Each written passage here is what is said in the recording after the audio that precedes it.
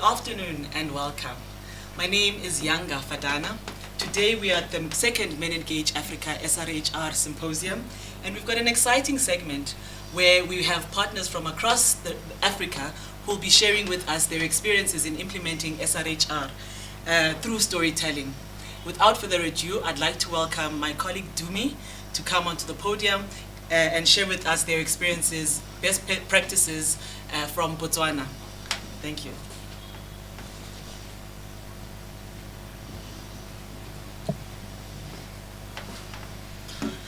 Greetings, my name is Dumi Gacha. I am the founder of Success Capital Organization, a queer youth feminist, intersectional feminist, Pan-African grassroots organization that's working in the nexus of human rights and sustainable development.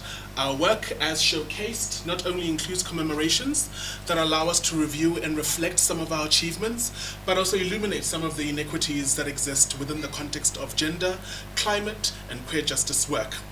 This includes having distributed over 190,000 sanitary pads amidst the hardest and the longest state of emergency within the context of the COVID pandemic, and securing over 6,000 signatures countrywide to be that were submitted before the Constitutional Review Commission on the Commission of Inquiry for the review of the Constitution of Botswana.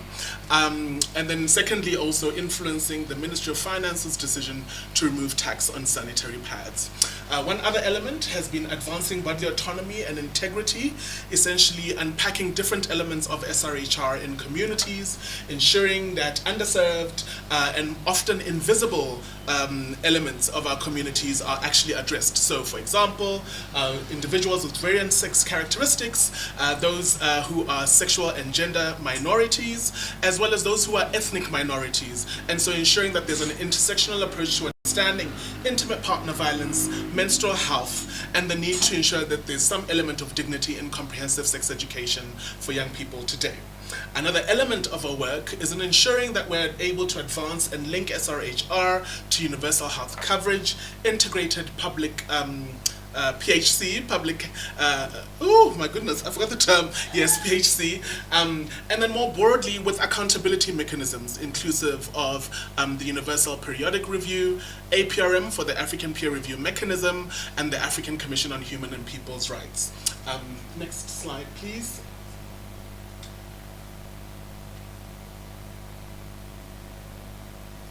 More recently, our work also included a lot of storytelling from sex workers, individuals who use substances, and LGBTI individuals, illuminating some of the inequities within the public health system, and further also ensuring that we're able to document elements of unsafe abortion and presenting this before the Ministry of Health in a strategic review on national trends amongst young women and adolescent girls in unintended pregnancies.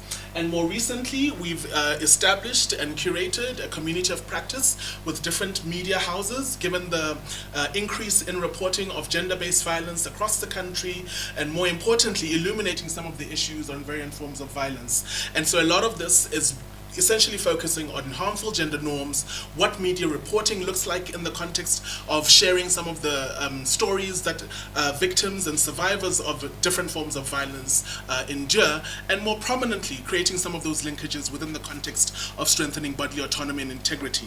Why we found this work important is essentially ensuring that visibility and representation is not just a story of struggle and poverty, but that it's one of resilience, one is of diversity, and more importantly, that there can be certain elements of ensuring transparency and accountability within the context of governance mechanisms that Botswana has subscribed to. More prominently, this includes the Convention on the Elimination of All Forms of Discrimination Against Women, and more recently, with Botswana having ratified the Convention on People with Disabilities, as well as the Maputo Protocol. That being said, our work is anchored on leaving no one behind, ensuring no harm, and making sure that there are bridges and links between sustainable development and human rights. Thank you very much.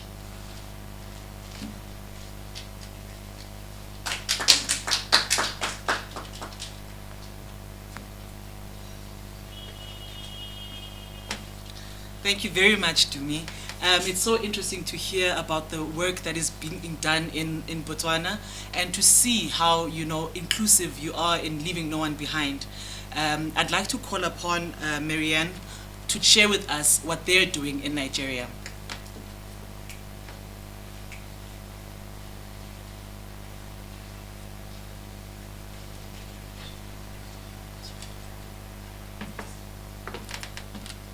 Yeah, thank you for having me.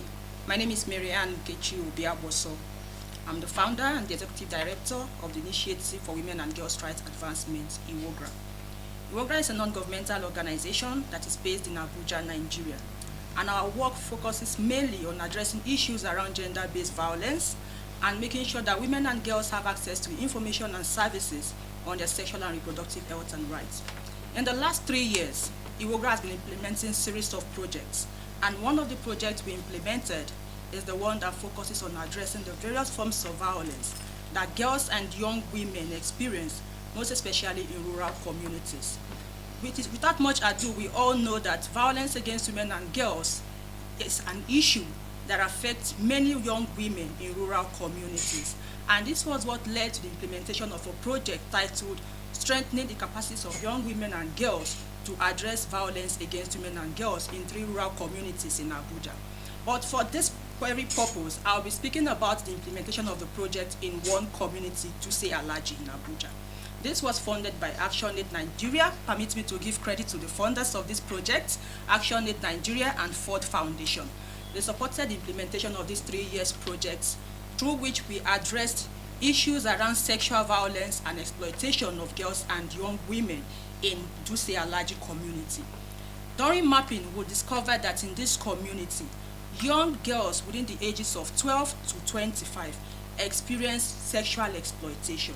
And it is a common practice in this community for parents, most especially mothers, to procure abortions for their young daughters through traditional attendants just to protect family honor. And this happens without the consent of these young girls. And for parents who are not willing to procure these abortions for their young daughters, they give out these girls to the perpetrators. Imagine somebody has violated the rights of a girl. Instead of taking legal actions against this person, you're giving this girl as a free bride to the perpetrators. And also a lot of girls get exploited, all because they are looking for what? Money to pay their school fees or money to get sanitary pads during their menstrual cycle. And a lot of men exploit this process because these girls are not aware of their sexual and reproductive health and rights. To make sure we address this in the communities, we make sure we mapped and engaged the relevant stakeholders, the traditional leaders, the religious leaders, the healthcare workers in the community, the mothers, the fathers, the men, the boys. We ensure that all hands are on deck. And the schools in these communities were also mapped because they also have a role to play. A lot of capacity buildings, awareness trainings, and rallies were carried out in those communities. And this propelled the traditional leader and his cabinet members to put measures in place to address all of this. So this project led to a series of outcomes, both the ones we foresaw and the ones we did not foresee. One is that it led to a bylaw being passed in this community. And this bylaw prohibited all forms of sexual violence against girls. One particular section of the bylaw is the fact that if a girl has to drop out of school because she got pregnant, then the boy who got her pregnant, if the boy is also in school, the boy has to drop out of school until the girl is able to go back to school. But where it is an adult who got the girl pregnant, he will have to face legal actions, while his family members will be made to be responsible for the care of the baby. He also made an order for the parents of the girls who have given out their daughters to their perpetrators to withdraw these girls back from these perpetrators and ensure that they were able to go back to school. And in the lifetime of this project, during the time of this project, 5 girls were able to go back to school as young mothers, which was something that was never seen in the community. And also, parents were also prohibited from procuring unaccepted abortion for their daughters, because this led to a series of unwanted deaths in the community and many young girls living with life-threatening complications.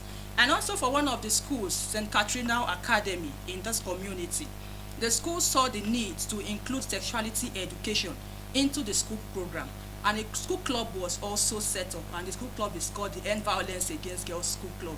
And this also increased the enrollment of girls in this very school because of the existence of this club that educates girls and boys on their sexuality and their sexual rights, and for them to be able to protect themselves. According to the proprietress of the school, for the first time during the implementation of this project, the school recorded 75% increment in the enrollment of girls in the school. Many parents were coming, and their reason for coming is because of the school club that has exposed their young girls to issues around sexual violence and how they can protect themselves. And also, other records came out, even in churches. A lot of churches started having programs where youth can sit and talk about sexual and reproductive health and rights, which was not a normal or a common phenomenon in a church to preach such things, and for youth to have programs where issues like this are also discussed. And also in the lifetime of this project, we also recorded cases where young girls were able to have access to justice on issues around violations of their rights and being able to ensure that perpetrators get punished for all of these kinds of violence that these girls are experiencing. And the project ended, and it ended well. But so far until now, we'll still continue to ensure that measures that were put in place by the rural communities are still very much effective. Lest I forget to mention, one other measure that was put in place by the traditional leader is the establishment of a community court. The community court handles all issues that goes contrary to the provisions of the bylaw that has been passed in that community. And a committee was also set up to investigate issues, and a synergy was created with the police in that community. So where violations are criminal in nature, we know this falls within the ambit of the state. Such cases are referred to the state police to handle, while the traditional rulers also take measures according to the custom of the people to ensure that such issues do not repeat themselves. So going further, we are also trying to replicate this project in other communities, because we've come to discover that this is an issue that not just affects some group of girls in a particular community, but it's something that so many other girls are experiencing, and we can only address this if we preach the gospel in the right places. Thank you.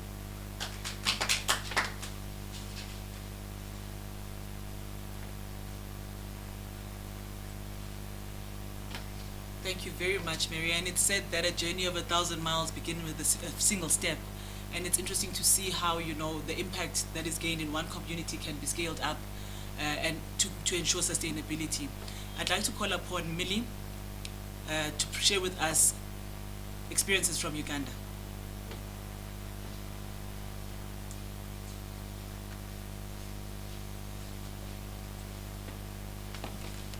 Hi everyone, I'm Millie Nakaoya, the founder of Mimi's Social Initiative. This social initiative, Mimi's Social Initiative is a social enterprise that seeks to address issues around hygiene, sanitation, gender-based violence, and sexual reproductive health service gaps. By building capacities of girls and young women into making reusable sanitary pads, that is the Mimi's Repad, reusable diapers, that is just there, organic shower gels, aloe vera shower gels, hibiscus shower gels, and other products. Here, our inspiration is to have an action steered awareness of girls and young women in our community, and our goal is to advocate and promote the human rights of the vulnerable, women, children, teenage and single mothers in our community. I wanted to share a story of one of the girls in our community that led to the reusable sanitary pads in Uganda, Entebbe, that is Chituburu village. One time, there is a girl called Rukia, a 14-year-old, who happened to have an auntie who was a maid to my neighbor. And one day I wake up and I hear a story. She experienced her first periods And because she never had the product, she never had the sexual reproductive health education, she just got a sweater. She improvised the sweater to have a product to use. And what happened? My neighbor, my maid, came out to mention, oh, look here. Oh, look here. You mean your nyash is protruding in front and behind? Look here, I was so pissed. Look here, I went out of the gate, went back to her father, yet the father did not have the information. So what happened? Lukia's father had to take Lukia to the mother so that she can educate her on sexual reproductive health and the products to use. On coming back, it was a mess. Lukia never wanted to come back to our fence, not even the community, because of the embarrassment that she got. So what happened? I was informed about the scenario, and I had to improvise the materials I had to try to carry out a training in my community. I first offered a product to Lukia to use, and a shower gel for her health. She appreciated and called out for a training. Immediately, I carried out a training, menstrual hygiene training. We had the hand skills on training. Lukia made 4 reusable sanitary pads. My maid made 3. The auntie who was a maid also made 2. And the boss was breastfeeding also made 2. At the end of the day, I also improvised some material for Lukia to make thereafter. She moved to her mother, stepmother. She trained the mother. They came back with 4 more. 2 from the stepmother and 2 from Lukia. At the end of the day, we realized that some of the parents do not have this education, sexual reproductive health education. If the dad had, they wouldn't send Lukia to the stepmother for this education. From there, we started having safe spaces for the girls so that they can share their stories. We started having trainings on how to make reusable sanitary pads, to make organic shower gels, multi-purpose liquid soap. We had trainings in entrepreneurship on how they can start this as a business, but also to help their bodies, to help improve on their hygiene, their health, and also economic empowerment. We have been doing community dialogues in our community where we are involving parents, we are involving the caretakers, the teen mothers in our community, so that they can learn of these skills. We wouldn't want to remain with the skills, yet another teen mother is suffering out there. We want them to learn about their bodies, their rights, and how they can use the products from their own skills to earn a living as well as improving their bodies. From the board, you can see how all these girls are making these other products. All of them, they were house helps. And one of them is the one who mentioned embarrassed Lukia because she also didn't have the information. In our community, we are seeking to address the issues of sexual reproductive health by involving girls, caretakers, leaders, religious leaders, the parents themselves, because now the parents fear to put out this information. We are helping out. We are having trainings, both the parents, the mothers, and the teenage mothers, so that we can combat the rate of teenage pregnancy, school dropout, and even violence. Looking at some of the products, these are the products that we use at home. These are the liquid soap is used for hygiene. We can use it in the homes, washing and cleaning up everything. So if a mother has this skill of making soap, making liquid soap, yes, domestic violence is reduced, because whatever is given for Kameza won't go to soap, won't go for pads, won't go for reusable diapers, and won't go for. And if you're smelling nice, there are things that are really controlled that would have caused domestic violence. We are in Chituburu. We have other products like crafts, African print bags.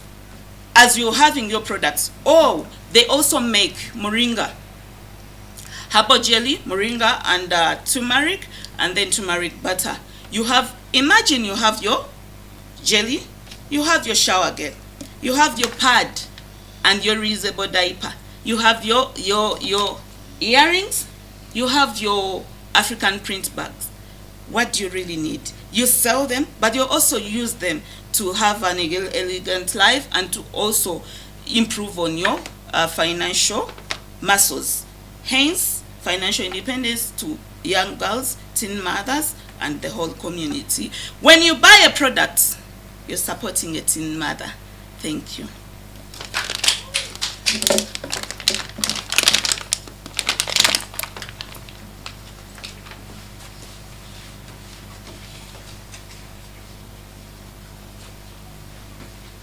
Thank you so much, Millie, and I'm very impressed to see that, the social enterprise approach is used.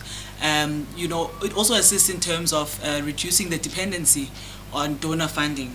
I'd like to call upon Joeri to share experiences from Uganda.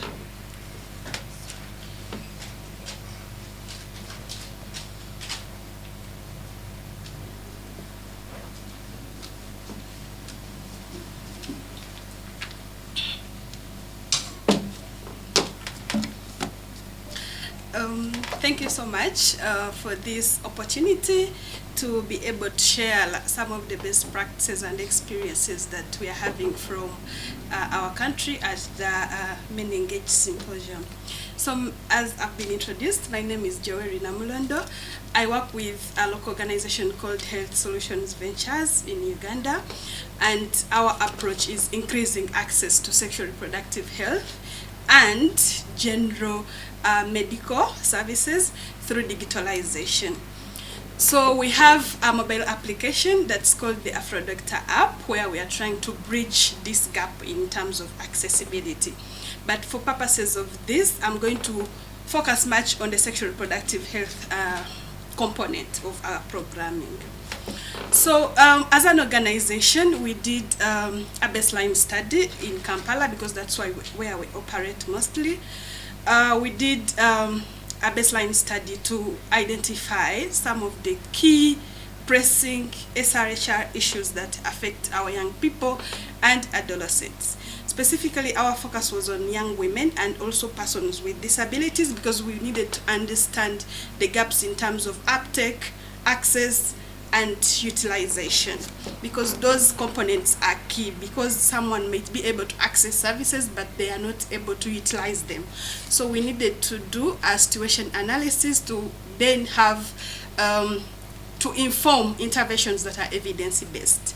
So here are some of the challenges that we identified. We identified that often there is a tendency whereby there is a specific category of young women that are somehow excluded in terms of interventions. And this is the category of young women who are in higher institutions of learning. You can call them universities or technical institutes, because there is an assumption that these young women already know, they have already information, they are mature, they are grown-ups, so they can be able to vent for themselves when it comes to access to SRHR information, which is a very big myth, because if you dig deeper, you realize that actually they do not have access to this information. So we realize that these young women do not actually have, they have limited time because they're engaged in school, they have other responsibilities, some of them are working. So when it comes to accessing SRHR services themselves, they do not have time to go to public health facilities, because of varying factors, stigma, time, and also other competing priorities. Then we also realize that there is also another category of young people with disabilities. Now, we know that the slogan is to leave no one behind, but there is an exclusion approach whereby society, it's like a compounded effect where various forms of factors limit young people with disabilities to access and utilize sexual reproductive health and services. One of them being like ability to access the facilities themselves in terms of reasonable accommodation, or even the public transportation is not inclusive. It cannot accommodate them to be able to travel to health facilities. Then we also realize that SRHR services, especially those ones that are more specific like gynecology services, are expensive for young people to afford, and most of them are not available in public facilities where they are offered free. So you have to access them from private facilities. So the affordability component is also a limiting factor. Then I also talked about access to information in terms of comprehensive sexuality education, as with the assumption we have that young women in universities have the information. Well, we've not, like, the quality and accuracy of that information is questionable, and hence misleading young people to make uninformed decisions about their bodies. Then because we are using a digital approach, we realize that there is also an issue about limited digital skills. Like, if we know that the digital space is evolving, every now and then it evolves. Therefore, young people are not up to speed to be able to navigate the evolving and emerging new technologies, to be able to use them to access services. So especially young people with disabilities, you know that there is digital exclusion. So because of that capacity, it will also identify it as a gap. And then we also, of course, identified the issue of accessing services over the counter, like when you go to the physical facility. It's somehow limiting because of the biases, you know, from the providers, and also other factors like stigma associated, you know, like overcrowding. So like young people prefer to, you know, do things at their fingertips, like easy access without being able to go to the physical spaces. So what have we done? Next slide, please. So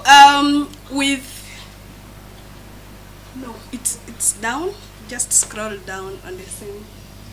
Yes. So with funding from USAID through the Transformational Fund, through Kenyatta University and Young African Leaders Initiative, Regional Leadership Center Nairobi, or Amayali alumni, so they always have a transformation fund whereby they provide funding to their alumni to be able to implement social change projects in their communities. So Yali provided us with a transformational fund, and we wanted to pilot our initiative of using an app, the Afro Doctor app, to be able to bridge the different challenges that I have highlighted in terms of young people's access to services, especially young women and young people with disabilities. So what we did is that we identified champions, young women from these universities. We are working with 10 universities in Uganda, both public and private. We identified young women champions. We brought them on board. We trained them. First of all, we trained them before they became our champions. We trained them in SRHR, trained them in digital literacy. We trained them also in leadership and digital health. And then after they became our ambassadors, we sent them back to their institutions of learning to be able to mobilize and popularize the mobile app. So our approach is that we facilitated them with data, we facilitated them with airtime to do social media mobilization, but we also gave them flyers to do offline distribution within their various institutions so that their fellows can download the app. And then we also conducted a digital skills training. We conducted for 6 cohorts of young people with disabilities because we wanted to bridge the gap of digital exclusion. So we conducted the trainings for these young people who have young people with disabilities in digital health and how they can be able to navigate the digital space and landscape to be able to utilize SRHR services. And also since I pointed out the issue of affordability, what we do is that we have an approach where we give them at 50% to our target audience, who are the young women and young people with disabilities. They are not completely free, but through the project we've been able to subsidize these services for young people, because through the app they can book an appointment with any specialist they want. They can be able to purchase any SRHR products, including menstrual health products. We also have partnerships with service providers like Maristops, so young people can be able to access these services through the app. So we are linking them to these service providers that perhaps they wouldn't be able to access without the support of the project. And then also we have a component of counseling in the app. You can be able to book a counselor, and you can have online counseling, and also book appointments, do medical consultations. And to bridge the issue on information and accuracy, we do weekly blogs on the varying issues of sexual reproductive health. Often the issue of sexual health is left out in the SRHR. So for us, we break it down. We discuss sex as well as sexual component, the different STIs. Beyond HIV, we have these other infections, chlamydia, gonorrhea, syphilis, that actually affect these young people, especially in higher institutions of learning. And perhaps they do not have information on how to prevent or even manage them. So we are trying to bridge that gap. So I would like to conclude by saying, by appreciating USAID, Yali, and Kenyatta University for the Transformation Fund that has been able to support us to create this change. And we shall keep on cascading and scaling up these digital interventions to bridge accessibility to sexual reproductive health and rights services and information. Thank you.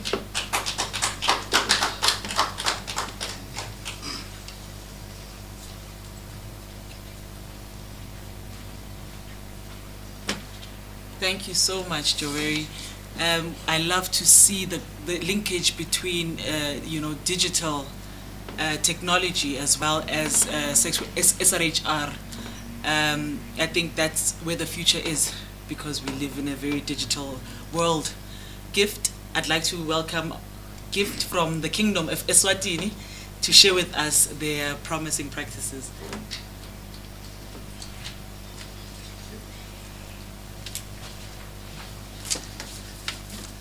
All right, good afternoon, everyone. My name is Gifty Dlamini. I'm from Eswatini, representing an organization called Waka Indrota. It's a male mentoring organization that's working with adolescent boys and young men. So as an organization, we have a high prevalence of HIV among adolescent girls and young women. And part of the drivers of HIV among adolescent girls and young women is the issue of multiple concurrent partners, is the issue of earlier sexual debut, and also is the issue of gender-based violence from their partners. So we are advocating as an organization that targeting adolescent boys and young men, and it also has an impact on the adolescent girls and young women's health and also sexual reproductive health rights. So as an organization, we are implementing community-based interventions with boys and men in peri-urban areas, and also in rural communities where we engage men through a mentoring curriculum where they undergo a curriculum over a period of 3 to 6 months. So in terms of the method of how we are engaging them, we have a curriculum that we are engaging them on GBV and social responsibility, financial independence, and health.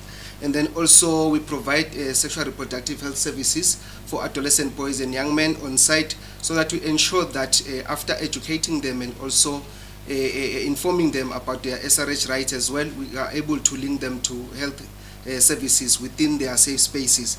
In terms of participation and mobilization, we engage with the boys in their different spaces. We use a model called community chapters, which is identified by the community with the help of the boys, so that we ensure that when implementing gender transformative approaches, we don't take away the boys from their communities, but we ensure that the change happens with them within their communities. And then also because we are engaging those who are below the ages of 18, and also we are talking issues of sexual reproductive health, we are talking the issues of GBV. We ensure that parents are aware of them participating in our program, and also they sign consent forms.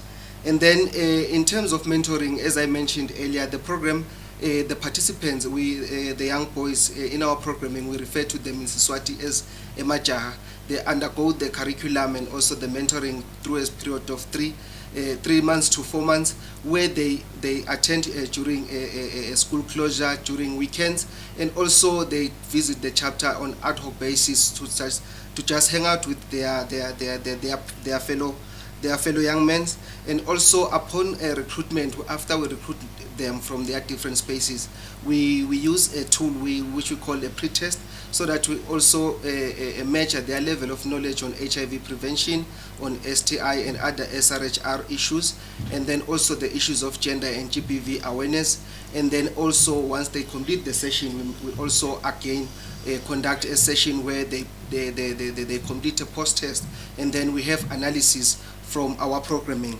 And then also in terms of the mentoring, the health service, we collaborate with SRHR service providers who we call to the community chapters to offer SRHR services, which include STS, STI screening, and also treatment if there are any STIs that needs to be treated.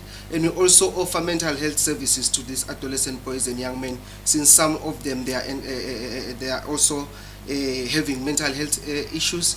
So, and then in terms of social responsibility and advocacy, as an organization, we are not working in silo, but we are working with other human rights and also women-led organizations and organizations that are targeting adolescent girls and young women. In doing so, we are ensuring that we are not leaving anyone behind in our work, and also we are also ensuring that men are allies of gender equality, and also we have the same information between the girls and the boys.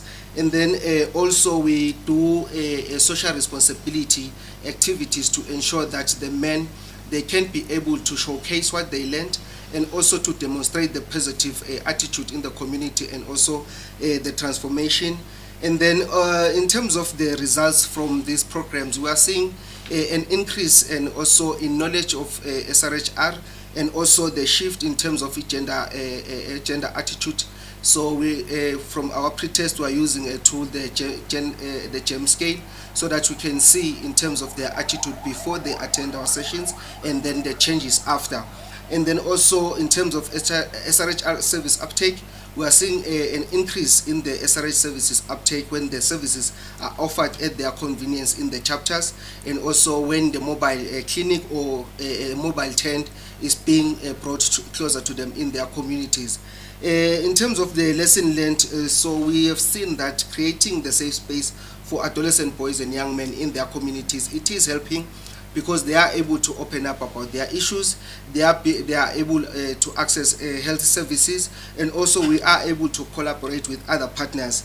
And then also the issue also of training mentors, it is also assisting us in ensuring sustainability and also continuity in our programming, and also deal with other structural barriers in the communities, such as other young, older people, because we sometimes encounter older people feeling that our programs are emasculating their men or their boys. So having those champions in the communities, and also it is helping us.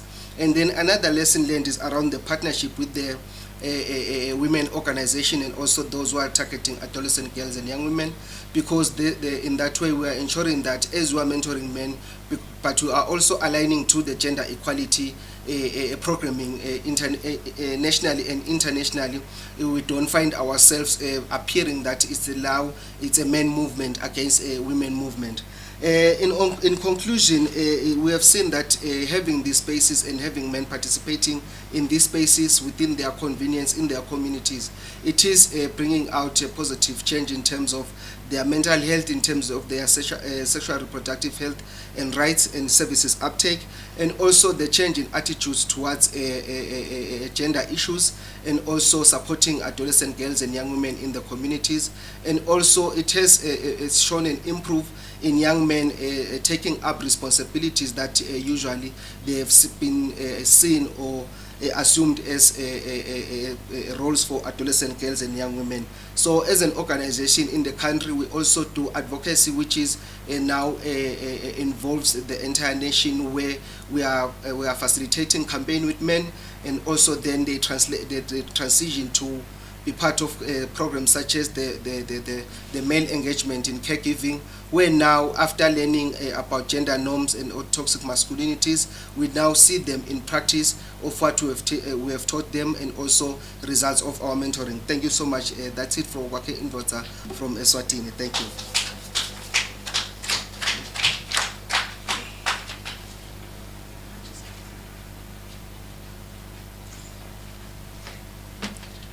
Thank you so much for sharing your experiences, Gift. I think, what's coming out very strongly for me is the importance of partnerships, the importance of leaving no one behind, ensuring that, communities are involved, young girls are involved, partners are involved. That really, really does bring out, a lot of potential. It does allow for the program to reach its fullest potential. I'd like to thank all our delegates or our guests for sharing their best practices and their experiences. And with that said, thank you all for joining. Have a lovely evening.